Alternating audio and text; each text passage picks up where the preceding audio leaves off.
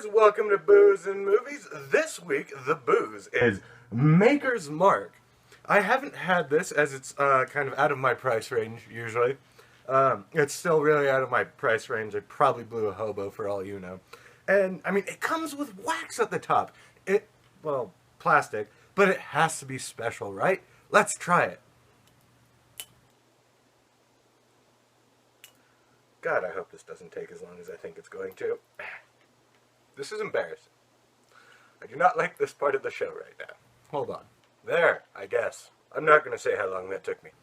Alright, so Maker's Mark, this cost me 15 bucks. This is not very big. This is basically 2 pints, I guess. It's not that big. It's pretty expensive shit. This better be good. I didn't chill it, because if I'm going to pay $15, I don't care. At 200 degrees or negative 200 degrees, this shit better be pretty good. Alright. Well, it smells pretty good. It smells like a pretty good Kentucky whiskey. That's what it is, right? Yeah. Kentucky straight bourbon, whatever you want to call it. I like the smell. It's definitely, it's got a pretty robust smell. Wow. You know, it's good liquor if you lick your lips. Jesus. It's good liquor if you lick your lips. It's good liquor if you lick your lips. If I get drunk, that'll be hard. So this week, I watched Don't Breathe, newest horror film of the year. And it's about 3 characters. They're burglars. They're small-timers for the most part. They don't do any crimes that are really going to give them more than a slap on the wrist if something goes wrong. One of the main characters, his father works at the security place that does work for residential homes. And that's how they're able to break into places without getting caught. Then you have the character of Roxanne, who is a single mother. She's just trying to get by. Then you have her boyfriend. He was an asshole. I mean, that was his character. He was an asshole. But anyway, the 3 of them, they hear about this big score. There's this blind guy in a very isolated house on the outskirts of Detroit.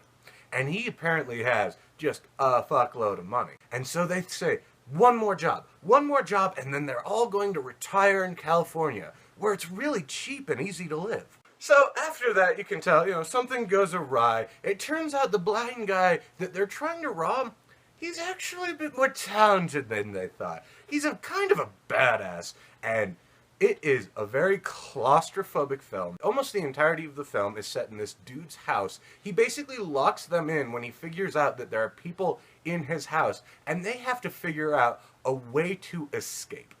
So the first thing I want to talk about with this movie is the characters, or the actors to be more specifically. Stephen Lang, and he is credited like the blind man, or blind guy, whatever, I forget, but that's just his name. He's the blind dude. He was really good. For like the first 2/3 of this movie, he has almost no dialogue, yet he emotes what he's feeling very well. I really liked him in this. He was intimidating. He was a presence. And then you have Jane Levy, who is an up-and-comer. I've heard really good things about her. And in this movie, she blew it away for me. Like, she is a strong actress, and she really brought it in this film. I look forward to seeing a lot more from that woman. Then you have the 2 guys. They were fine. I don't mean to say that, like, oh no, they were bad. But, like, compared to the other 2 actors, I felt like they were middle of the road. They didn't inspire me as much as the other 2. So the big thing about this movie that I think makes it work is the atmosphere. It is very claustrophobic. It is very dark. They are in a blind guy's house. He does not need a lot of light to function. And it's also a pretty small environment. And the guy, there's 2 stories and a basement. So, kind of a big house. Except the basement is pretty claustrophobic. That, I think, was where some of the best drama took place. And also, just the rest of the house. The way these characters are constantly trying to escape and constantly being found again. I thought it made sense. There's no really big moments where I'm like, okay, that's a major plot conveniences. Most of the plot conveniences are actually inconvenient for the main characters. Like, they can't get lucky in this. They are in a tough situation, and they just have to find ways to survive, even though what you would think is not that difficult a situation for an average person versus a blind person, is actually really difficult because this blind dude, he's kind of a badass. One other thing I have to bring up is the camera work. The camera work in this, there's a lot of long takes. There's not any sloppy edits. This film, it is tightly recorded. It is a well-made film. I felt like I was in this horrible environment with these characters because the camera and the director are doing what they're supposed to do. I felt like I was there with them. The last really good thing I want to point out about this film is that it has a couple of twists in it. They're not big twists. It's not like Shyamalan who's like, oh no, it's modern day the whole time. Guess what movie I'm talking about? No, the twists in this, they make sense for the characters, but they are very disturbing. A lot of times in this film, I was kind of like, you know, this is getting kind of cliched, and then there'd be a subtle twist, and the movie would become better for it. This movie, it doesn't start off that strong, but it gets better and better as it goes on. So, on to talking about the thing I love talking about. What's not very good about a movie? The first thing I want to point out is like the first 20 or 30 minutes of this film, I couldn't like the characters. In fact, at one point, like 30 minutes in, I started wondering, maybe even more than 30 minutes, I started wondering if I'd ever like any of these characters. Or if this would be the type of movie where it's like, the only good part is watching them die horribly. There are a lot of horror films where the only part I like is watching the people have horrible deaths and the rest is terrible. Luckily, this film is not that. I did start supporting the characters after a while. They started, you know, their resilience, their personality started shining through more, and I thought they were good. But it does take a while. Like, this isn't a very long film, so when I say 20 or 30 minutes of it, I thought the characters was terrible, that is a very significant portion of time. One of the other things about this movie is that there's not many plot conveniences like you see in really bad movies. But there is a couple of moments where something happened and it appeared one way. It appeared that, oh, it's over for this character, or something like that. And then something would happen that I just didn't understand.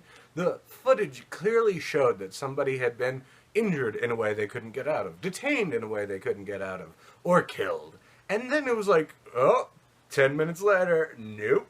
They're just well enough to keep going. And it was very confusing to me. The last bad thing I have to say about this has to do with the character's plan in this movie, which is, okay, there's a blind guy, but we're going to make a shit ton of noise breaking into his house. We are going to not be very subtle at all. I thought, supposedly these guys are, like, pretty good burglars. I mean, at least on a scale of 1 to 10, they're not less than 5. And yet, when they break into this guy's place, it is not subtle, it is not well done. I feel like I would expose a criminal record if I went on, but I think I could have done a better job. Alright, so overall, guys, I have kind of mixed feelings. A significant part of this movie, I didn't really get on board with the characters, and if I can't relate to characters, that is basically the movie telling me it doesn't care. But towards the end, I actually did care if these people lived or died, and I was horrified at what was going on. The acting is amazing, the camera work's amazing, there's so much good stuff here that, you know what, even though there's bad parts and some of the beginning I feel like could have been done better, I'm going to give this 8 out of 10. This is one of the best horror films I've seen in a really long time. If you're a fan of horror, I definitely say go watch this, or at least rent it when it comes out. Like, this film, and films like it, should get support. This, the Kentucky Straight Bourbon, I'm giving this a 9 out of 10. Like, if you can lick your lips, it's a good liquor. I'm still kind of drunk, and I wasn't hard, so I was wrong earlier. But yeah, the whiskey is really good. Would I say that $15 for this is worth it? No. But if you can find a better deal than what I did, I went to a convenience store type thing. It was not the cheapest price possible, I'm sure. That is a great whiskey. If you can find it for a cheaper price, then yes, go for it. I'll give it a 9 out of 10. It would probably get a 10 out of 10 if it was cheap, but okay. It's great. The movie's great. Go watch it. Go buy Maker's Mark unless you're under 21 years old or don't know a hobo. See you guys!